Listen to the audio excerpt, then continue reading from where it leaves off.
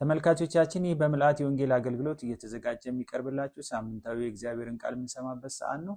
ዛሬ እግዚአብሔርን ቃል የምንሰማው በአንደኛ ዜና ምዕራፍ ከቁጥር 1 እስከ 7 ባለው ክፍል ላይ ተመስርተን እና ዳዊት በዚህ ክፍል ላይ ህዝብ ሲቆጥር ነው የምንመለከተው እና የዳዊት ህዝብ መቁጠር በደሉስ ምንድነው ብለን በሚል ሐሳቦች ማጠንጠኛ እስቲ መጽሐፍ ቅዱስን ለማየት እንሞክራለን። የመጀመሪያው ሰይጣን ሐሳብ ከእግዚአብሔር ሐሳብ ይልቅ መለየት ያለመቻሉ ነው። ይሄ ሐሳብ በግልጽ መጽሐፍ ቅዱስ እንደሚነግረን ሰይጣንም ዳዊትን ህዝብ ይቆጥር ዘንድ አነሳሳው ይለናል። ዳዊት ደግሞ በዚህ ሁኔታ ውስጥ ሲገባ ነው የምንመለከተው እና አንዳንድ ጊዜ ወደ ልባችን ፈጥኖ የመጣውን ሐሳብ ማስተናገድ የራሱ አደጋ እንዳለው ከዚህ ክፍል እንመለከታለን። ምክንያቱም ዳዊትን ስንመለከተው በቀድሞ ልምምዱ እግዚአብሔርን በመጠየቅ የታወቀ ሰው ነው። ከፍልስጤማውያን ጋር ለመዋጋት ፈልጎ በሁለተኛ ሳሙኤል ምዕራፍ 5 ላይ ሄደን ስንመለከት በአንድ አጭር ፓራግራፍ ውስጥ 2 ጊዜ ፍልስጤማውያንን ለመግጠም ሲጠይቅ ነው የምንመለከተው። ግን እዚህ ጋር ስንመለከት የቀደመውን ልምምዱን ጥሎ ዳዊት በድንገት ወደ ራሱ ሐሳብ የመጣውን ሐሳብ ሲያስተናግድ እንመለከታለን። የሚገርመው ነገር የሐሳብ ጊዜ የተሰጠው ስላልነበረ፣ በእግዚአብሔር ፊት የቆየበት ስላልነበር፣ እግዚአብሔርን የጠየቀበት ሐሳብ ስላልነበረ ግን የሰይጣን ሐሳብ ሆኖ እንደተገኘ እንመለከታለን እና ዳዊት ወደ ልቡ የመጣውን ሐሳብ ከማን እንደሆነ ለመለየት ጊዜ አልሰጠም። ሰይጣንም ሐሳብ ከእግዚአብሔር ሐሳብ ይልቅ ለመለየት የተቸገረው በዚህ ምክንያት ይመስላል። ከሰይጣን ሐሳብ ይልቅ የእግዚአብሔር ሐሳብ ነው የሚለውን ነገር ለመለየት ጊዜ መስጠት ቢችል ኖሮ እግዚአብሔር ይናገረው ነበር። ሆኖም ግን ይህንን ሰው ስንመለከተው ያው በፍጥነት ወደዚህ እርምጃ ሲገባ ነው የምንመለከተው እና አንዳንዴ በድንገት ወደ ልባችን የሚመጡ ሐሳቦችን ወደ ተግባር ለመለወጥ መሞከር አሉታዊ ተጽዕኖ ሊያሳድሩ ይችላሉ። እውነት ነው። አንዳንድ ጊዜ ሳናስበው እግዚአብሔር የሆነ ሐሳብ በልባችን ውስጥ ፍንትው ሊያደርግልን ይችላል። የዛኑ ያህል ደግሞ ሰይጣንም ደግሞ ይህንን መንገድ ሊጠቀምበት እና አጣዳፊ የሆነ መተግበር እንዳለበት እንድናስብ የሚያደርገን ነገር ሊመጣ ይችላል። ስለዚህ የሚመጡትን ሐሳቦች አሉታዊ ጫና እንዳይኖራቸው በማሰብ ቆም ብለን ማሰብ ይኖርብናል። ቆም ብለን የእግዚአብሔር ሐሳብ ነው ይሄ ሐሳብ ወይስ የሰይጣን ሐሳብ ነው የሚለውን ለመለየት ሙከራ ማድረግ አስፈላጊ እንደሆነ ነው የምንመለከት እና ወደ ልባችን የመጡ ሐሳቦች በቂ ጊዜ ከሰጠናቸው ሐሳቡን የመረዳት ወይም የመለየት እድል ይኖረናል።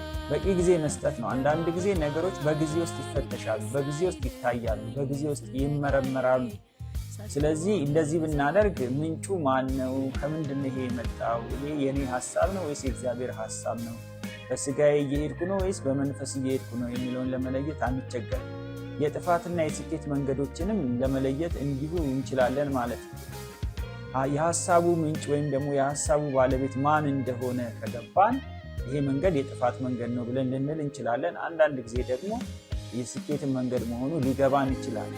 የሆነ ሆኖ ግን እነዚህን ሐሳቦች ረጋ ካልን በእግዚአብሔር ቃል ከመዘናቸው ልባችንና መንፈሳችን የማይፈርድብን ከሆነ ከዚህም ባሻገር ደግሞ በልባችን የሚሞላ ከሆነ የእግዚአብሔር ሐሳብ ነው ብለን ልንሄድበት እንችላለን። አንዳንድ ሐሳቦች ግን የእግዚአብሔር ሐሳብ መሆናቸውን ሳናጣራ ስንሄድ የራሱ የሆነ አደጋ እንዳለው ከዳዊት ሕይወት እንማራለን። ሁለተኛ ምን ያህል ሰይፍ የሚመዝ ሰራዊት አሉ የሚለውን ለማወቅ መፈለጉ ነው።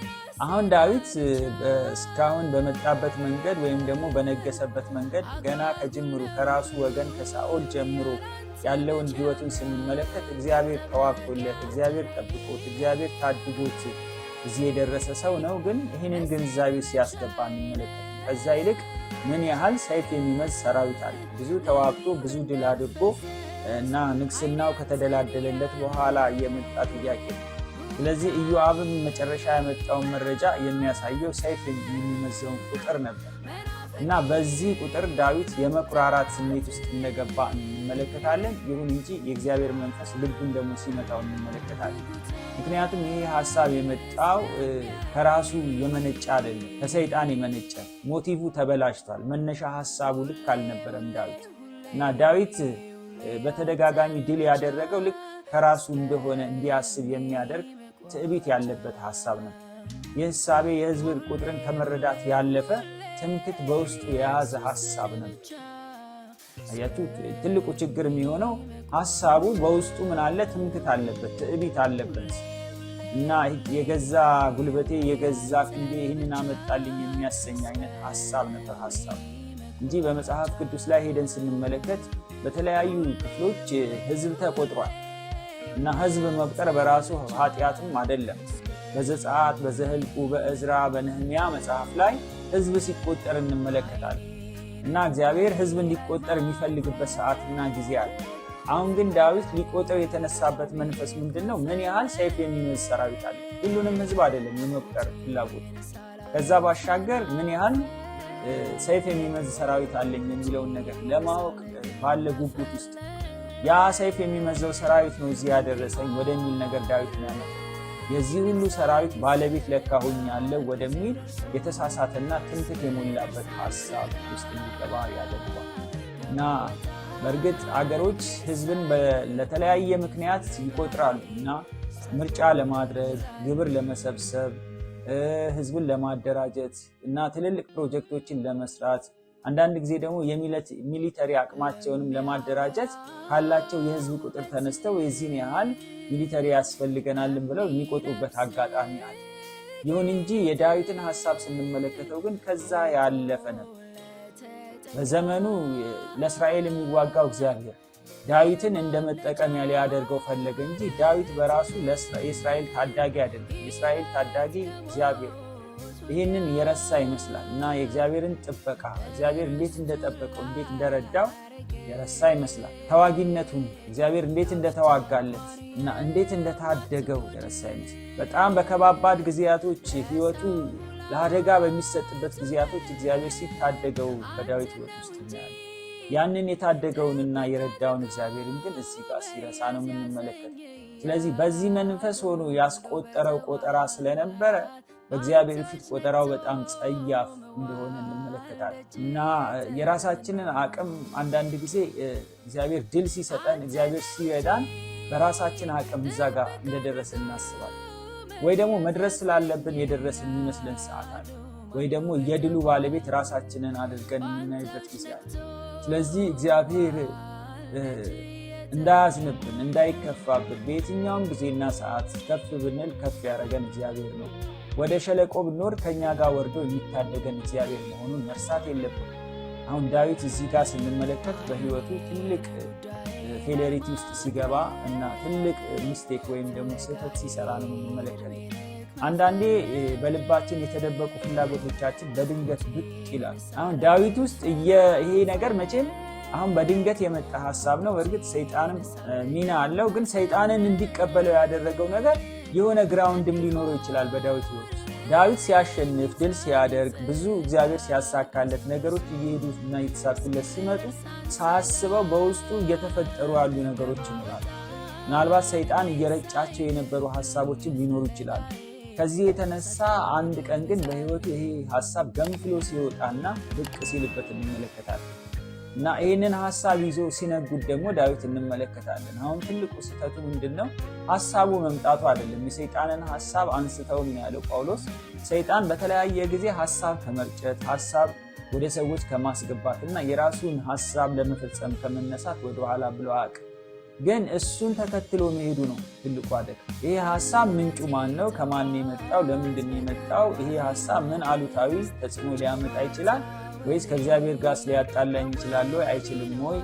በዚህ ሐሳብ ብሄድ ስኬታማ ሆናለሁ አልሄድም ወይ የሚለውን ለማሰብ ቆም ማለት ያስፈልጋል እንጂ ድንገት ወደ ልባችን ከመጡ ሐሳቦች ጋር የምንነጉድ ከሆነ በጣም አደገኛ እንደሚችል ከዳዊት ሕይወት እንማራለን። ሶስተኛ የምናየው ነገር እግዚአብሔር ለዳዊት በኢዮአብ በኩል የሰጠውን እድል በማስተዋል አልተጠቀመበት።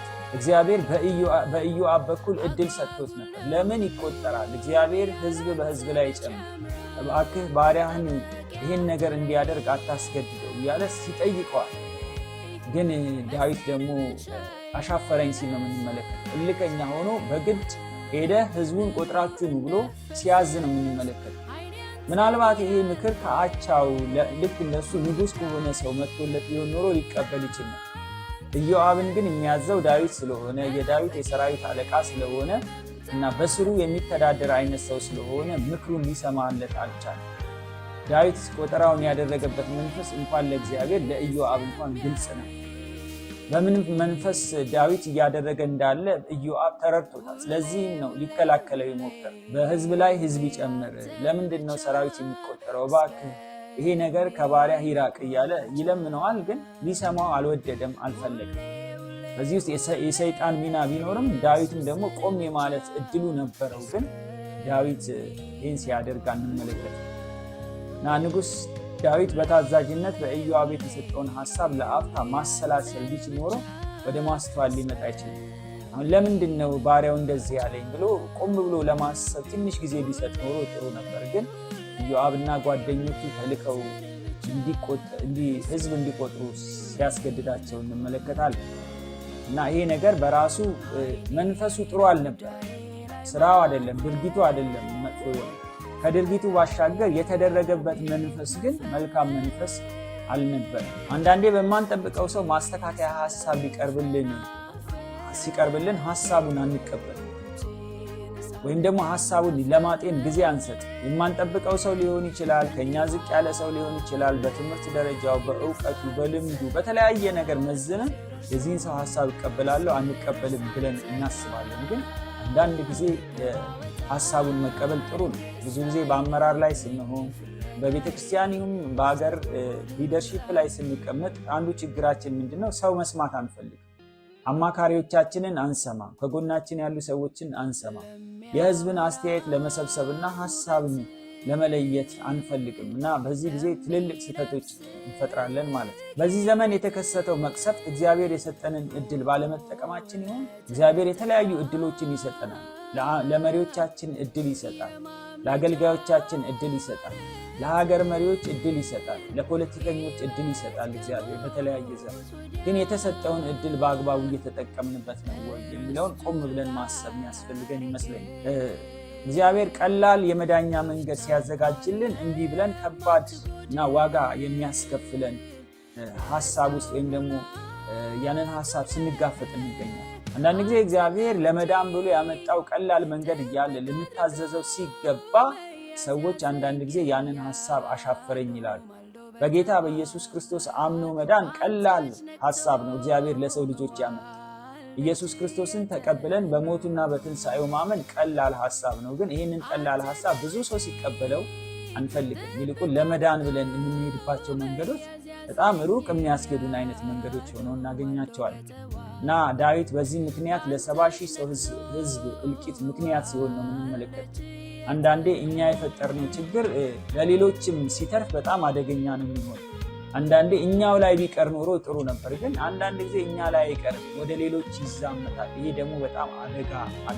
አንዳንድ ጊዜ ችግራችን ለእኛ ብቻ ቢሆን መልካም ነበር። እኛው ተቸግረን፣ እኛው ተጋፍጠን፣ እኛው የምንወጣው ቢሆን ኖሮ ጥሩ ነበር። ግን አንዳንድ ጊዜ የምንፈጥረው ችግር ሌሎችንም ሰለባ የሚያደርግ ይሆናል።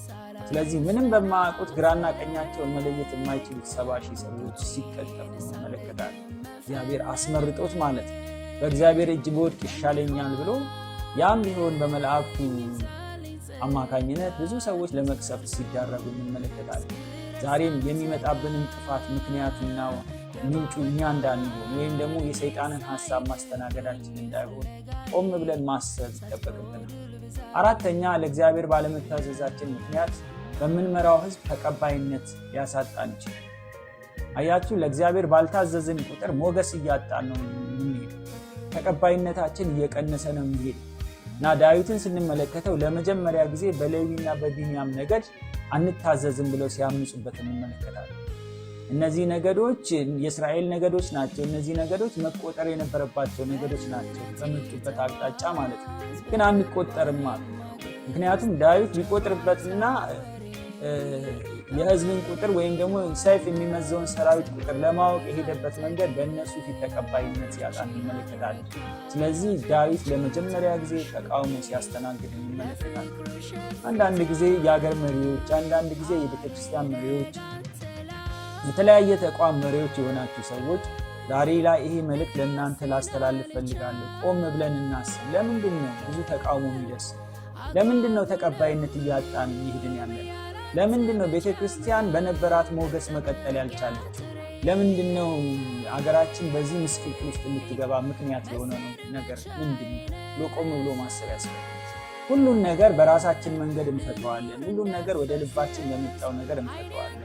ሁሉን ነገር ድንገት በመጡ ሐሳቦች እናስተናግደዋለን ብሎ መነሳት ዋጋ ሊያስከፍለን ይችላል። ስለዚህ ቆም ብለን ማሰብ እንዳለብን አስባለሁ። እግዚአብሔር ዳዊትን ካነገሰው ወዲህ ለመጀመሪያ ጊዜ ነው ይህ ተቃውሞ የደረሰው።